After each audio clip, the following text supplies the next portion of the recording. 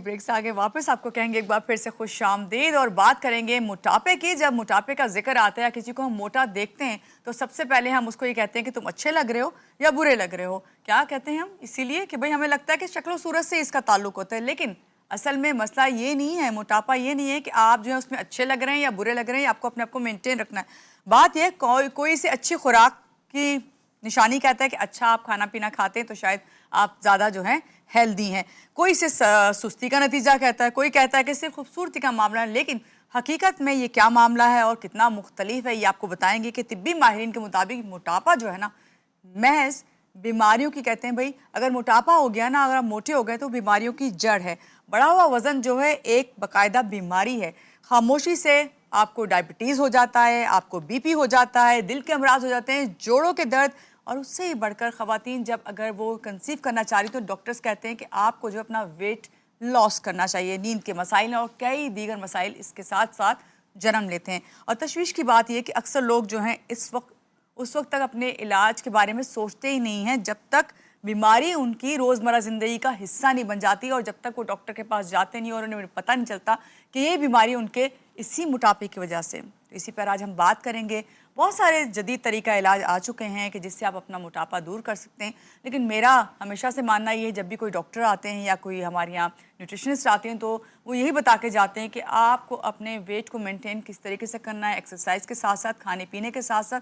और अब जब जदीद तरीका इलाज आ गया और आप नहीं कर पाए सदियों से या सालों से, जो आप देख रहे हैं अपने बड़ों को या खुद आप मसले का शिकार हैं, कुछ फैमिलीज़ में भी ये सब मसला होता है, तो इसके लिए जो तरीका इलाज है वो हम जानेंगे। हमारे साथ इस वक्त मौजूद हैं वेट लॉस सर्जन डॉक्टर फरिया अशरफ पटेल हॉस्पिटल से। इनसे मिलते हैं और जानते हैं। अस्सलाम वालेकुम डॉक्टर साहिबा, कैसी हैं आप? ठीक हैं? अल्हम्दुलिल्लाह, बिल्कुल ठीक। पहले तो बहुत शुक्रिया कि आप आई हैं और आपको देख के ही मैं ये पूछूंगी कि जब आप लोगों के वेट लॉस पे जनरली जब आप कराती हैं तो लोग सबसे पहले तो ये कहते होंगे डॉक्टर साहिबा अपना जैसा बना दें, है ना? ऐसा ही है ना? हाँ, ये क्वेश्चन तो आता है बहुत सारी दफ़ा आता है। तो लेकिन फिर सबसे पहले तो आप ये बताइए कि मोटापा सिर्फ ज़्यादा वजन का नाम है या जैसे मैं कह रही थी कि भाई मेडिकल साइंस से आप बाकायदा बीमारी का नाम दे रही है, क्या कहेंगी आप? अच्छा, मैं आपकी बात से सारी बातें जितनी भी आपने करी हैं मैं 100% एग्री कर रही हूँ। आपने जैसे कहा कि एक बड़ी कॉमन टर्म है कि जो थोड़ा सा मोटा है उसको हम कहते हैं हेल्दी। हम दो तरह से लोगों को डिफ्रेंशिएट करते हैं, वो जो दुबला पतला है और वो जो हेल्दी है। अब यहीं से मिसकॉन्सेप्शन शुरू हो जाता है कि मोटापा सेहत है। मोटापा सेहत नहीं है, मोटापा बीमारी है। और ये आज से नहीं, ये अराउंड 2-3 डेकेड से रिकग्नाइज्ड बीमारी है। इसको एक डिजीज़ माना जाता है जो अपने साथ वो हज़ारों बीमारियां लेकर आता है जिनका आपने नाम लिया। They are a few to begin with. Actual में तो फ्रॉम एज ट्रिविया एज रात में खराटे टू कैंसर, हर चीज़ के साथ ओबेसिटी का रिलेशनशिप होता है। तो सबसे पहले तो ये कॉन्सेप्ट चेंज करने की ज़रूरत है कि मोटापा सेहत है या सेहत की अलामत है। दूसरा कॉन्सेप्ट जो चेंज करने की ज़रूरत है वो ये है कि ये एक बिहेवियरल डिसऑर्डर है। ज़्यादा खाते हो इसलिए मोटे हो, ख़ानदान में सारे लोग मोटे हैं इसलिए मोटे हो। ये कॉम्प्लेक्स इंटरप्ले है बहुत सारी चीज़ों का। इट्स नॉट कि एक चीज़ की वजह से मोटापा होता है। तो जैसे आपने बात की कि बीमारी और इसको बीमारी समझना, ये बहुत इम्पॉर्टेंट है। जब तक हमारी सोसाइटी या हमारे लोग इसको बीमारी नहीं समझेंगे, ऑफ कोर्स इसके इलाज की तरफ नहीं आएंगे। पहले तो ये इंटरनल रिकग्निशन होनी चाहिए कि मुझे एक डिजीज़ है। जब तक लोग इसको सेहत की अलामत या एक बिहेवियरल प्रॉब्लम समझते रहेंगे तो इसके इलाज की तरफ नहीं आएंगे। अच्छा, जब आपने ये बात करी ना कि जब हमारे यहाँ तो शुरू से बचपन से हम देखते हैं अगर बच्चा जो है वो हेल्दी है तो कहा जाता है, यानी मोटा है तो हेल्दी है, अच्छा है, और माएँ खुश हो रही होती हैं इस चीज़ से। तो हमें तो पहले ये कॉन्सेप्ट तो बचपन से ही डल जाता है ना कि हेल्दी, मोटापा होना, आपका मोटा होना, वजन ज़्यादा होना आपके सेहतमंद होने की निशानी है। क्या हर मोटे शख्स को डॉक्टर साहबा इलाज की ज़रूरत होती है या कुछ मखसूस सिम्टम्स होते हैं या मराइल होते हैं जिस पे ज़रूरी होता है कि तिब्बी मुदाखलत करी जाए? एग्जैक्टली। अच्छा, मोटापा कहते ही उस वक्त हैं जब आप अपने नॉर्मल वेट से ज़्यादा हों, ठीक है? तो इसके लिए ना बड़ी आसान सी एक क्राइटेरिया है, उसको हम BMI कहते हैं। आजकल हर इंसान को एक चीज़ पता है कि BMI क्या होती है। आपकी हाइट के हिसाब से आपका एक सर्टेन वेट होना चाहिए, और अगर आप उस वेट से ज़्यादा हैं तो इधर आप ओवरवेट हैं या आप ओबीस हैं। ओबीस इज़ मोटापा, ठीक है? इट्स नॉट नेसेसरी कि आप ओवरवेट हैं तो आप मोटापे में आते हैं। नॉर्मल BMI क्लासिफिकेशन जो होती है उसके हिसाब से बहुत सारे लोगों को ये चीज़ पता होती है कि अगर आप 18.5 से 25 तक के BMI में फॉल कर रहे हैं तो आप नॉर्मल हैं। अच्छा, ये भी एक मिसकॉन्सेप्शन है एशिया पॉपुलेशन के लिए।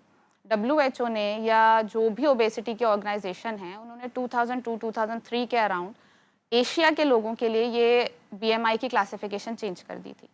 उसके अंदर ये कहते हैं कि अगर आपका BMI 18.5 से 23 है तो आप नॉर्मल हैं, और 23 and above is abnormal, either you are overweight और आप ओबीस हैं।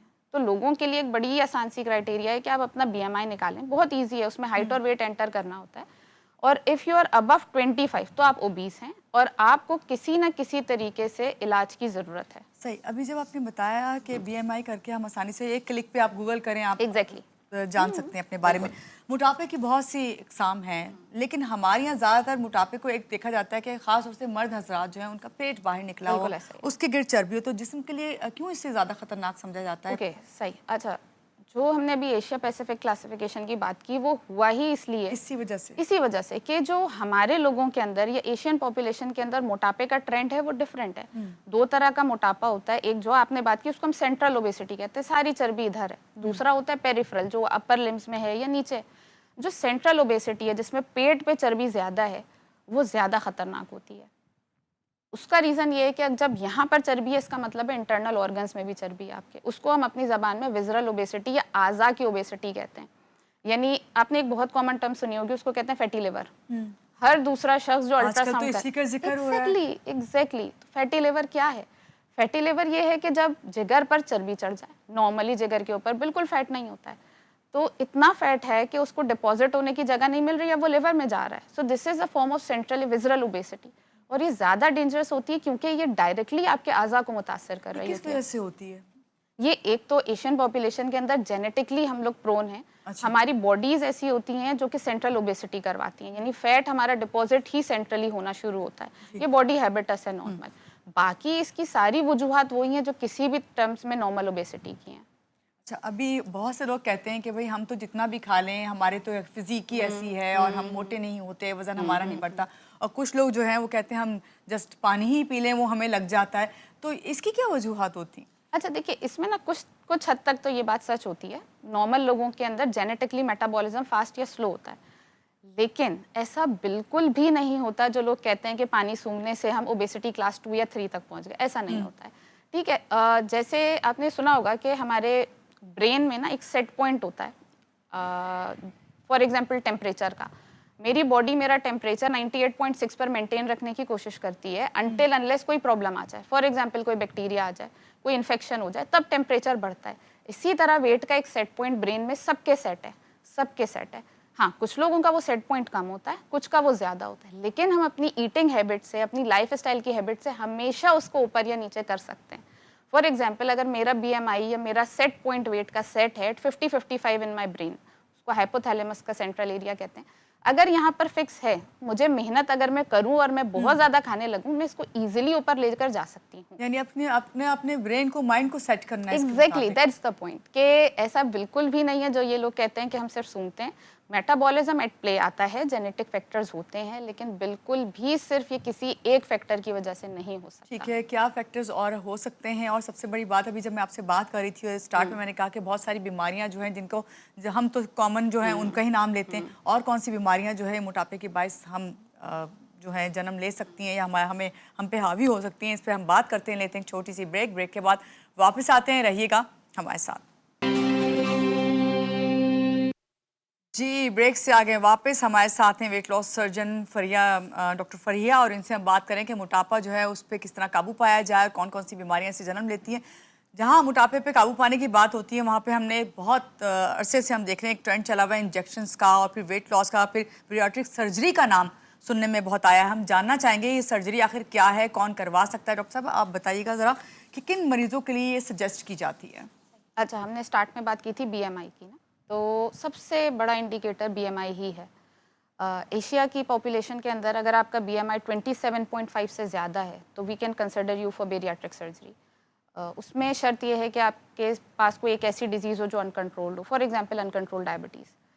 इन केस आपका BMI 30 to 35 है और आप डिफरेंट तरीके से वेट लॉस करने की कोशिश कर चुके हैं, फॉर एग्जांपल डाइट, एक्सरसाइज या फिर इंजेक्शन, जैसे आपने बात की ड्रग थेरेपी, इस तरह की किसी भी चीज़ के साथ आप वेट लॉस करने की कोशिश कर चुके हैं, यू हैव फेल्ड, तो फिर आपको इंडिकेशन है, आप हमारे पास आइए, सर्जरी करवानी चाहिए। 35 एंड अबव की जो ओबेसिटी है, क्लास 2 एंड अबव ओबेसिटी, उसमें कंप्लीट इंडिकेशन है, चाहे आपको कोई बीमारी अभी हो चुकी है ओबेसिटी से रिलेटेड या नहीं, और आप वेट लॉस करने का अटेम्प्ट ले चुके हैं या नहीं, सारी सूरत हाल के अंदर 35 एंड अबव अगर आपका BMI है तो आपको बेरियाट्रिक सर्जरी करवानी चाहिए। ठीक है, ये बताइए सर्जरी जो है ये सिर्फ वजन कम करती है या फिर आपको ये जो हम डायबिटीज़ के पेशेंट हो जाते हैं, BP के या मुख्तलिफ मसले मसाइल हो जाते हैं, क्या इनमें भी नुमाया कमी आती है, बेहतरी आती है? सही। अच्छा देखिए, जो बेरियाट्रिक सर्जरी है ना, इसका दूसरा नाम है मेटाबॉलिक सर्जरी।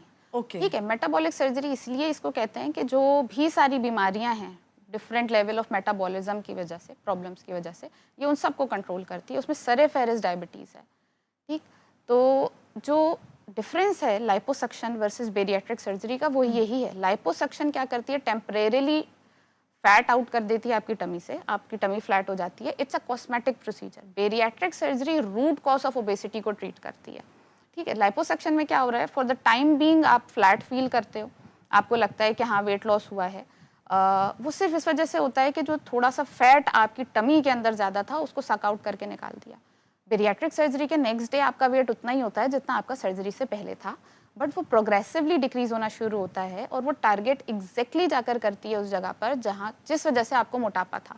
और उसके साथ क्योंकि बहुत सारे हार्मोन्स हम इन्फ्लुएंस कर रहे होते हैं उस सर्जरी के थ्रू, तो डायबिटीज़, हाइपरटेंशन, PCOS जो ख़वातीन में इनफर्टिलिटी की बहुत बड़ी वजह है, ओबेसिटी के साथ ऑब्स्ट्रक्टिव स्लीप एपनिया होता है, ये सारी चीज़ें बहुत अच्छी कंट्रोल होती हैं। डायबिटीज़ को तो हम रिमिशन में कहते हैं कि चली जाती है, यानी वो लोग जो इंसुलिन पर थे वो ऑफ इंसुलिन होते हैं एट 6 मंथ्स।